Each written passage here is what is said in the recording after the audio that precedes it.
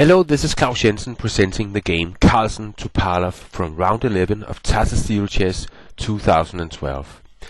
After Magnus Carlsen lost in round 9 with the white pieces to Karjakin and Aronian's recent wins, this was a game the young Norwegian had to win. And Carlsen has the white pieces and opens one e4. Topalov answers c5, knight f3, d6, and with bishop b5 check, the Moscow variation, Carlsen is avoiding any theoretical battles in the Najdorf or Scheveningen. Knight d7 is the most ambitious black try, and I think Carlsen must have been pleased to see that Topalov is in for a game.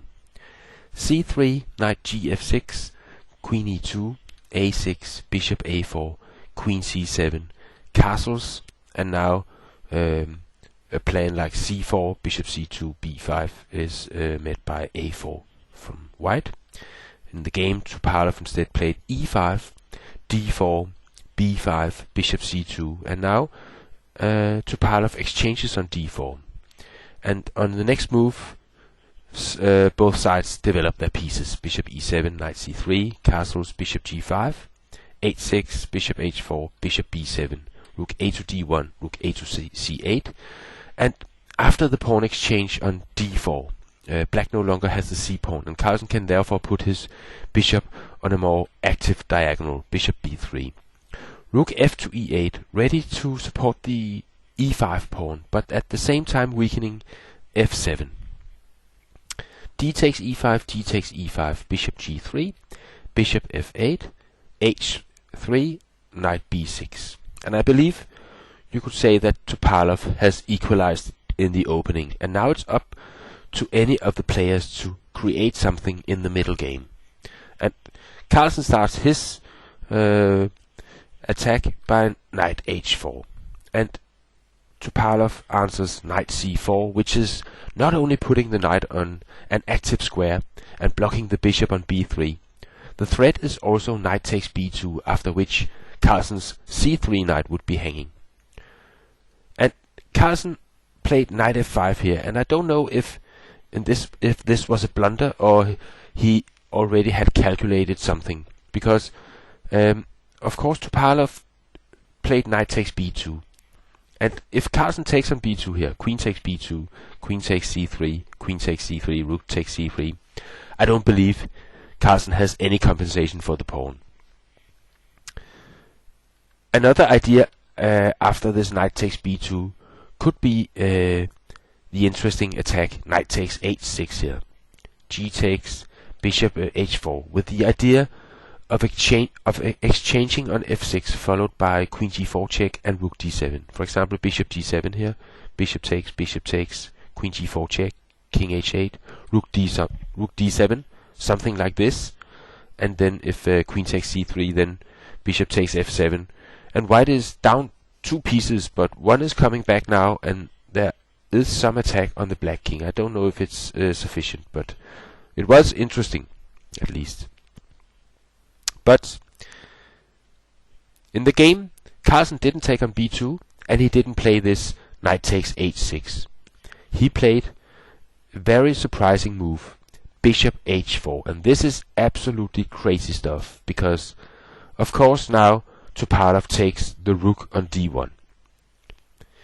Then followed bishop takes f6, knight takes c3 with an attack on the queen, which has to move, queen g4.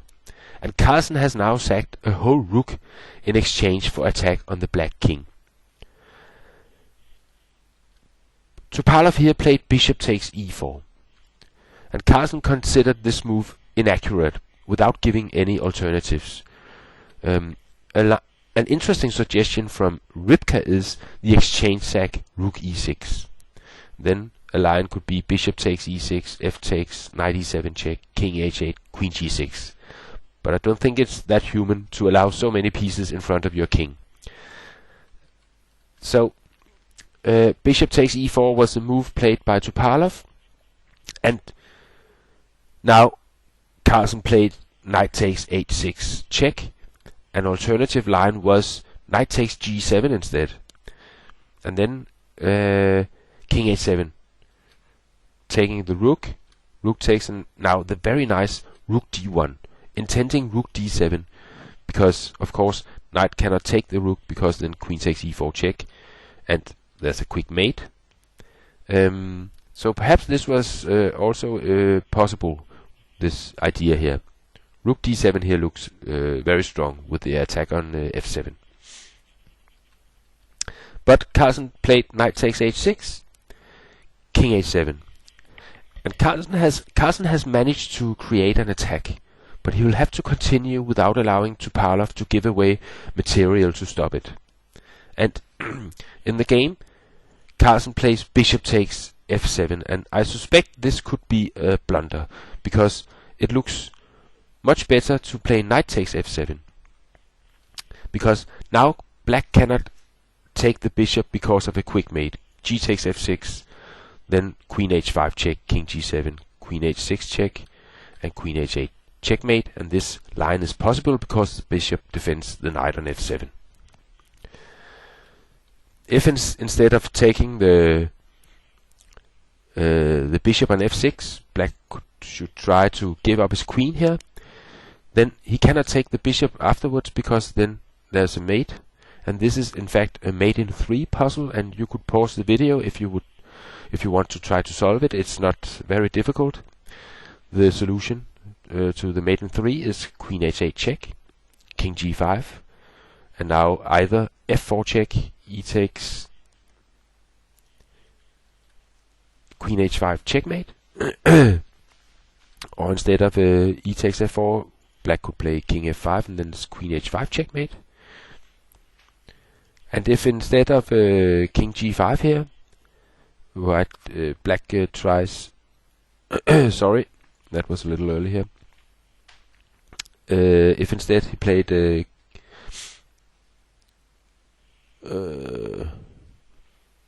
sorry, queen h5 check here, then a king f4, then g3 checkmate.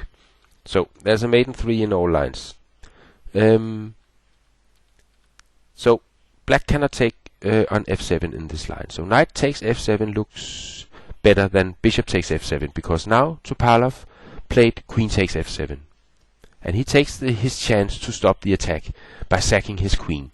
Knight takes f7 and g takes f6. Now there's no longer this mate on h8 I showed you earlier, because the knight on f7 is no longer defended by the bishop on b3. So Topalov now has one rook and 2 bishops for a queen, which should be sufficient for a draw. f4 from Carlsen, bishop g6, queen h4 check, king g7, f takes e5, knight e4, and now Carlsen sacks further material in the hope to win. He plays rook takes f6, and if knight takes f6 here, then queen takes f6, and king g8 is leading to a winning position for white, and so is king h7, which would lead to a mate in 1, queen h8 checkmate. So Topalov has to move his bishop away from f8, and he can do so with tempo. Bishop c5 check, king h2, and now he can take and play king h7, because now there's no longer a mate on h8, because the rook is defending h8. Knight g5 check, king h6, knight e6, rook takes, queen takes, and Carlsen is of course now running out of attacking pieces, and the big question is who's better here. And I must say I have absolutely no idea. Of course, white has some pawns he can push forward, but a rook and 2 bishops should be sufficient material if black manages to coordinate his pieces. Rook e8, queen f6, and now comes a strange decision from Topalov, I think, bishop e7, because now Carlsen can pick the pawn on a6, because the rook's attack on e5 is blocked by the bishop. So he can take here, and after b4 play queen c4, bishop f8, g4, and now if rook takes e5, then queen f4 check. So king h7 instead, and then e6. Bishop d6 check, king g2, bishop e7, queen c7, king g8, king g3, king f8, queen f4 check, king g7, queen d4 check, king g8, h4, rook g8, and queen c4.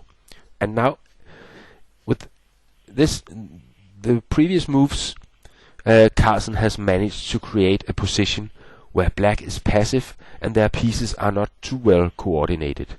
And the plan for Carlsen is clear: push those pawns forward. And perhaps this very position was the last chance for Topalov to create some activity. He could have played rook d3 here, king g2, rook c3, queen d5, and bishop e8, planning bishop c6. And now we can see the black pieces are starting to work together, and this would perhaps have held for Topalov. I don't know. In the game, Topalov played bishop d3. Then came queen c6, bishop b1, h5, and now Topalov makes the decisive mistake. He takes on a2. And why is this such a big mistake? It is because it's clearly us underestimating the power of white's queen coming to the diagonal b1, h7. And that's why Carlsen plays queen e4, because now there are some nasty threats against the black king. King h8, h6.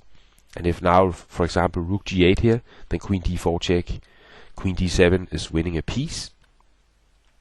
So bishop f6, and then e7, rook e8, queen f4.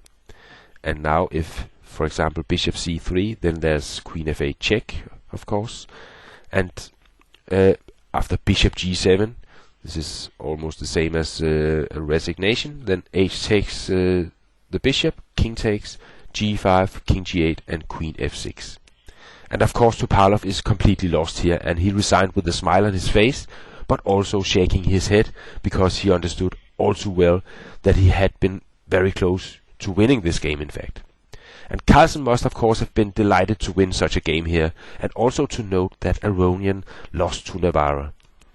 So, nothing is decided yet in Tata Steel Chess 2012. And I hope you enjoyed this explosive game, and I hope to see you on my chess website at clausjensen.com. Bye bye for now.